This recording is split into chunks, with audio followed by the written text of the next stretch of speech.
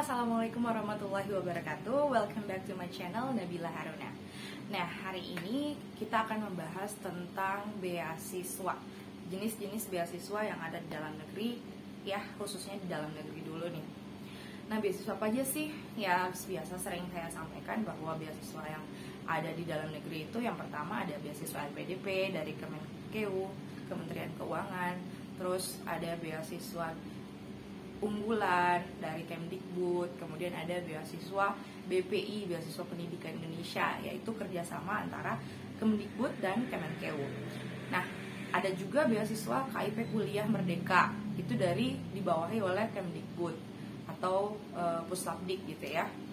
Nah, teman-teman, kalian pasti ingin ya dapat beasiswa juga. Jadi sekedar informasi aja, kalau saya kemarin waktu S1 dapat beasiswa unggulan. Jadi di cover dari semester 3 sampai akhir, sampai saya selesai gitu. Jadi waktu itu karena saya belum tahu mengenai informasi tentang beasiswa unggulan, jadi informasinya tidak semasif sekarang, tidak semasif hari ini. Nah, dulu tuh nggak banyak EWRD yang mau berbagi seperti itu, nggak sama seperti sekarang yang banyak mentoring di mana-mana. Nah, alhamdulillahnya saya adalah salah satu dari orang yang pertama gitu yang mengadakan mentoring beasiswa unggulan pada saat itu, dan juga menulis buku tentang beasiswa unggulan. Kemudian sudah ada 2 buku nih teman-teman, ada buku tentang menulis esai yang baik dan benar. Oke, terus yang menarik seperti itu. Kemudian yang kedua ada tentang wawancara beasiswa unggulan. Nah, ini bisa dipakai, bisa jadi bekal untuk beasiswa yang lain gitu. Beasiswa yang pakai esai seperti itu bisa pakai buku tersebut yang telah saya tulis, dan ada kontributor beberapa EWRD dari Sulawesi Barat. Nah, teman-teman, di sini yang mau saya sampaikan adalah bagaimana sih kita caranya bersiap, mempersiapkan diri agar kita bisa memperoleh beasiswa tersebut. Nah, jadi waktu saya S1 kemarin, yang saya bisa ambil pelajaran adalah memang peminat itu tidak berbanding lurus dengan kuota yang diberikan seperti itu. Nah, jadi kuota di setahu saya ya, di beasiswa unggulan itu sekitar 1.500 mahasiswa S1, S2, S3. Nah, jadi jika misalnya sekitar 56.000 orang yang mendaftar beasiswa unggulan, lantas yang diterima hanya 1.500 orang, bayangkan berapa persen aja yang diterima, ya kan? Jadi hanya sedikit kuotanya. Jadi semakin banyak peminatnya tapi kuotanya sedikit, ya berarti semakin sedikit persenan yang diterima, seperti itu. Kemudian gimana sih supaya kita bisa bersaing nih di antara sekitar 56.000 orang ini? Ya, menurut saya kita bersaing dengan diri kita sendiri sebenarnya. Kita bersaing untuk memberikan kesan kepada penguji wawancara misalnya gitu ya, pembaca esai kita di beasiswa unggulan itu, bagaimana caranya menarik perhatian dia, menarik perhatian mereka gitu. Apakah konten kita itu bermanfaat, apakah kita sudah mengabdi, kemudian apakah kita adalah seorang organisatoris, sering-sering ikut organisasi, atau sukarelawan, volunteer dan sebagainya. Itu juga dilihat komponen utamanya dari beasiswa. Ya, beasiswa manapun seperti itu sih menurut saya, menurut hemat saya yang saya sudah menjelajahi beberapa beasiswa ya teman-teman. Kemudian apalagi ya, di beasiswa itu kita dituntut untuk menjadi pribadi yang baik, pribadi yang lebih baik, dan ketika memperoleh beasiswa itu mau diapakan beasiswa itu? Apakah beasiswanya akan dihambur-hambur atau memang buat pendidikan seperti itu, atau ada yang ditabung, ya itu bagaimana manajemen finansial kita.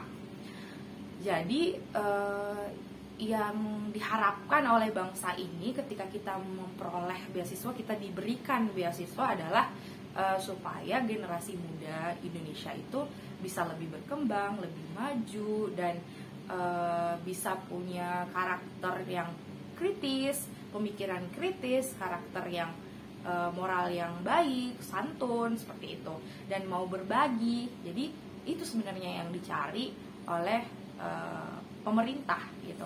Anak-anak kita mau mencari para pemuda, para anak-anak muda yang akan menjadi generasi pelanjut gitu, yang akan nantinya menjadi presiden, yang akan nantinya menjadi duduk di birokrat, di birokrat, bener gak sih? Birokrat ya, di birokrasi kayak gitu ya, yang dan yang memangku jabatan, yang memangku kebijakan dan sebagainya.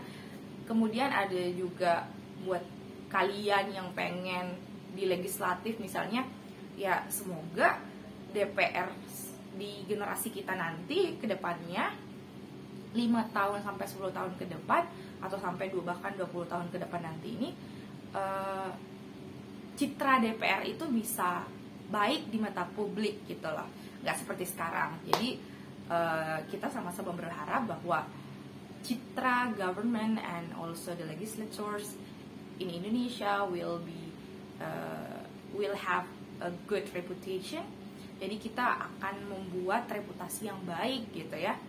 Nah makanya dicanangkanlah beasiswa ini untuk memberikan dampak yang besar nanti untuk di kemudian hari seperti itu. Jadi beasiswa itu diberikan nggak muluk-muluk, bukan nggak ujuk-ujuk ini yang saya langsung kasih, enggak, tapi memang mencari bibit unggul seperti itu teman-teman. Dan buat kalian yang masih berjuang di dalam beasiswa apapun itu, baik dalam negeri dan luar negeri, kalian harus tetap semangat dan tetap percaya diri.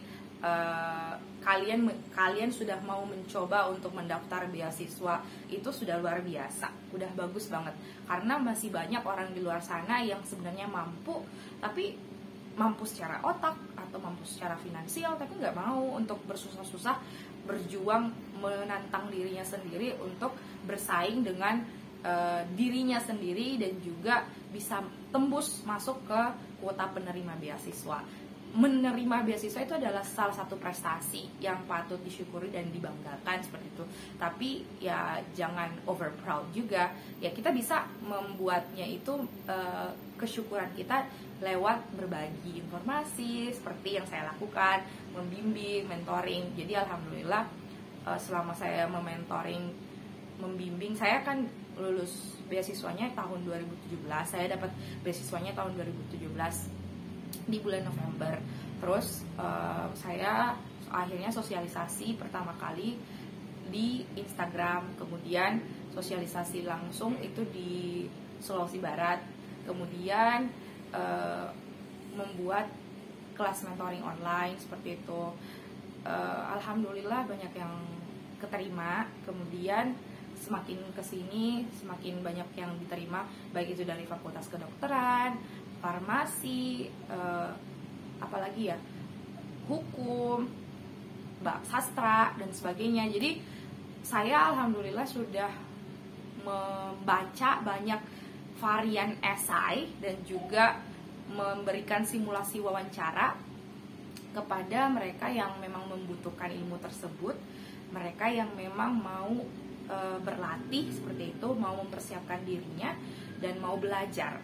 Jadi alhamdulillah sudah lebih dari 100 orang yang saya hitung. Saya nggak tahu hitungan pasnya, yang jelasnya lebih dari 100 orang yang alhamdulillah sudah menerima beasiswa unggulan itu melalui wadah pembimbingan yang saya dan teman-teman lakukan seperti itu. Jadi saya merasa bahwa ini semoga jadi ladang pahala jariah dan bisa membantu banyak anak-anak muda Indonesia yang memang punya potensi yang harus dibantu oleh pemerintah, seperti itu. Nah, untuk kali ini kami dari tim Education Haryani Castle Publishing membuat program terbaru, yaitu Mockup Interview LPDP 2023. Jadi kalian yang sedang berjuang di LPDP, silahkan gabung bersama kami, ikut kelasnya, kelas mentoringnya. Ini sangat menarik dan akan sangat bermanfaat, karena yang akan mementoring kalian adalah orang-orang yang sudah berpengalaman dan juga sudah mengalami seperti itu ya, mengalami banyak rintangan dan sudah punya banyak referensi ya. Kalau seperti saya sudah, alhamdulillah sudah banyak referensi tentang berbagai macam beasiswa, seperti ini. Kemudian kalau kalian mau dibimbing dari nol, dari awal, mulai dari pembuatan esai, proposal rencana studi, bagaimana caranya meminta surat rekomendasi, kemudian bagaimana menulis kurikulum vitae, biodata diri ya, kemudian bagaimana simulasi wawancara dan sebagainya, yang paket komplit juga ada. Jadi kalian bisa menghubungi kami di 085-156-93-3098. Jadi hubungin admin aja untuk mendaftar menjadi menti atau peserta mentoring, itu ya teman-teman.